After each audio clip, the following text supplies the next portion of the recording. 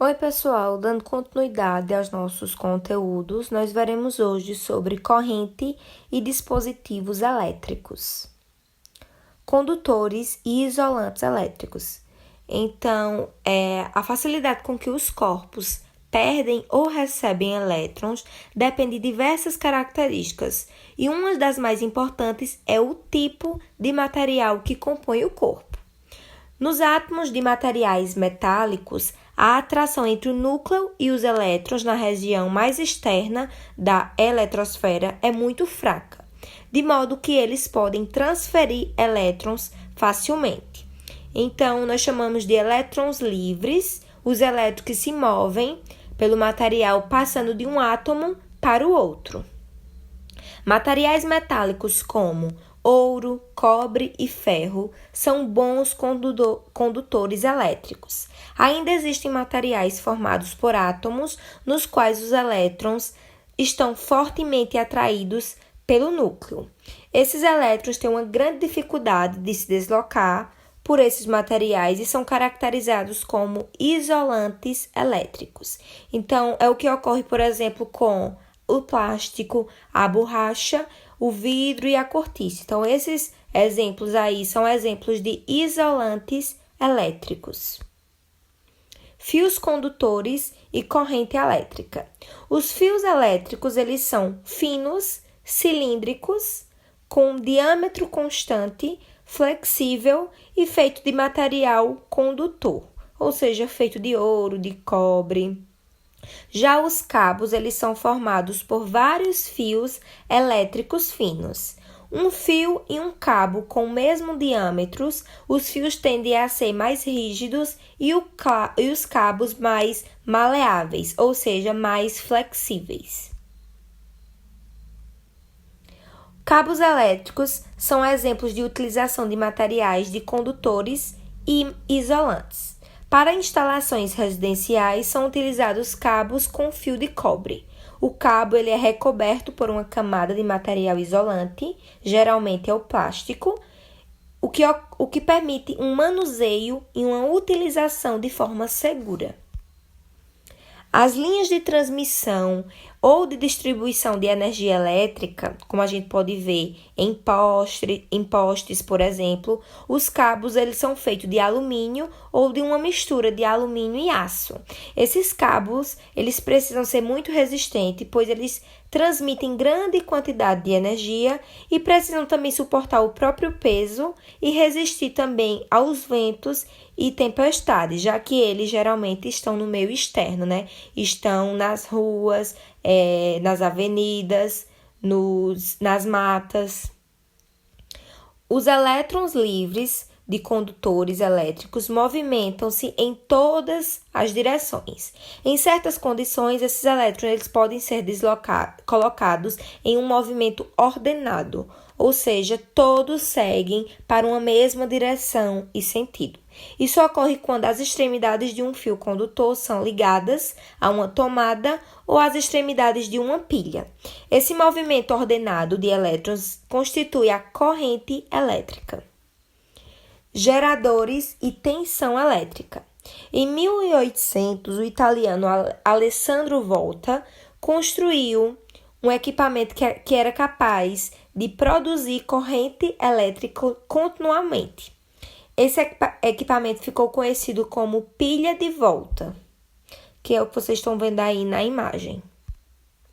A pilha é um exemplo de gerador elétrico, ou seja, um dispositivo capaz de transformar diferentes tipos de energia em energia elétrica, o que permite manter a corrente elétrica em um condutor, por exemplo, em um fio.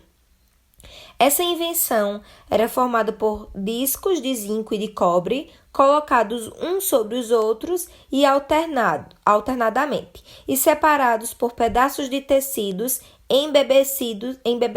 embebidos em uma solução, ou seja, molhados em uma solução química. Então, ocorria dessa forma uma reação química entre esses metais e a solução, fazendo com que o disco de zinco ficassem com excesso de elétrons e o disco de cobre com falta de elétrons.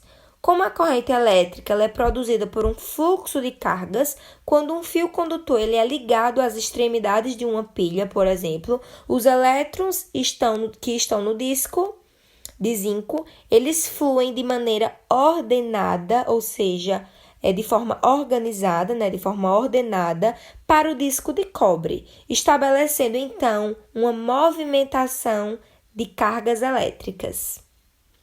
A função de um gerador elétrico é manter a tensão elétrica entre os dois pontos de um condutor. É a tensão que provoca o movimento ordenado das cargas elétricas, ou seja, é a tensão que vai provocar essa movimentação ordenada, organizada das cargas elétricas. O valor da tensão elétrica é medido pelo volts, que é representado pela letra V maiúscula, em homenagem ao Alessandro Volta. Nas pilhas, o desequilíbrio de cargas produzido pela reação química entre os materiais é o que gera a tensão elétrica. Então, se a gente observar bem, nos rótulos das pilhas, está lá indicando o polo positivo e o polo negativo nas suas extremidades. Essas indicações vão mostrar o sentido do fluxo dos elétrons, que vai do polo negativo até o polo positivo, isso aí de forma ordenada. Resistência elétrica. A corrente elétrica ela não circula com a mesma facilidade por todos os condutores. Dependendo de algumas características do condutor, a quantidade de corrente elétrica que passa por ele pode variar, ou seja, ele pode ser bom ou mau condutor de corrente elétrica.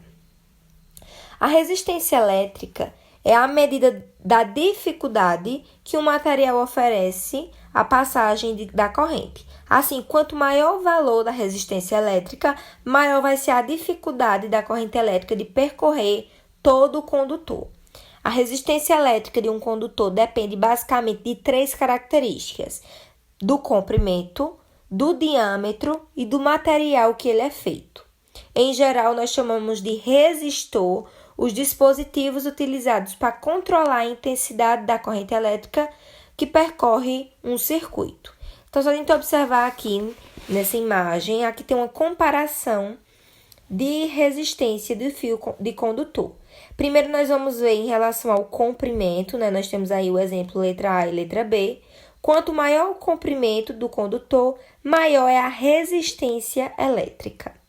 Quanto ao seu diâmetro, que nós temos aí na C e D, quanto maior o diâmetro do condutor, menor é a sua resistência elétrica. E nós também temos o material de que ele é feito.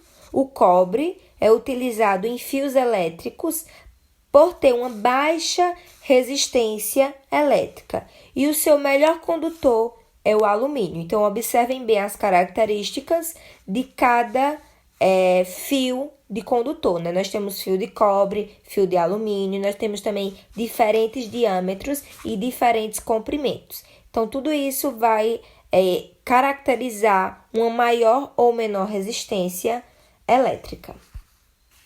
Então, espero que tenham compreendido. Caso tenha alguma dúvida, vocês podem assistir novamente esse vídeo ou então entrar em contato comigo. Em seguida, vocês vão responder a atividade correspondente a esse conteúdo que foi visto hoje.